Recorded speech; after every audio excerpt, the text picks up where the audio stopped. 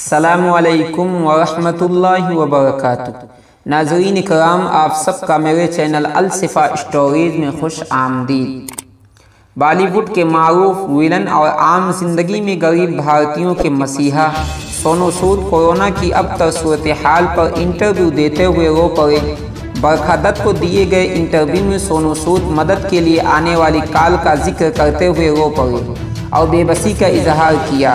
बॉलीवुड अदाकार सोनू सूद के पास रोज़ाना की बुनियाद पर सैकड़ों अफराद कॉल करते हैं और अपने प्यारों के लिए मदद मांगते हैं। ताहम अब नाकाफ़ी टीवी सहूलियात पर सोनू भी जज्बात पर काबू नहीं रख सके। दिल्ली में अच्छे घराने से ताल्लुक़ रखने वाले अफराद ने भी मुझे कॉल किया है कि सोनू मुझे बचा लो, बस अस्पताल में एक बिस्तर दिला दो। आप सोचिए कि इस सूरत हाल में आम आदमी कैसे ये सब खर्चे बर्दाश्त करेगा। इसके पास ज़राए भी नहीं हैं। उन्होंने कहा कि अस्पताल के अंदर और बाहर पड़े लोग ऑक्सीजन न होने की वजह से मर गए। उन्हें हम सहूलियात देकर बचा सकते थे। लोग सोचते हैं मैं अपने इस अजीज को ऑक्सीजन नहीं दे पाया या उसकी जान नहीं बचा सका। ऐसे में मुझे लगता है कि हम सब लोग फेल हो गए हैं।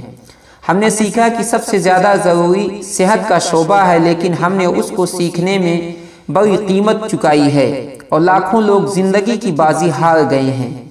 इन मरने वालों का जुर्म ये था कि वो इस मुल्क में पैदा हुए जहां वक्त पर फैसले नहीं लिए गए।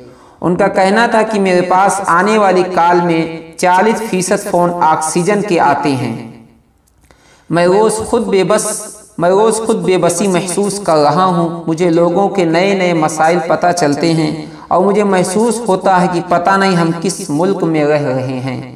नाज़रीन, आज के लिए इतना ही। मिलते हैं अगली वीडियो में, तब तक के लिए अल्लाह हाफिज़।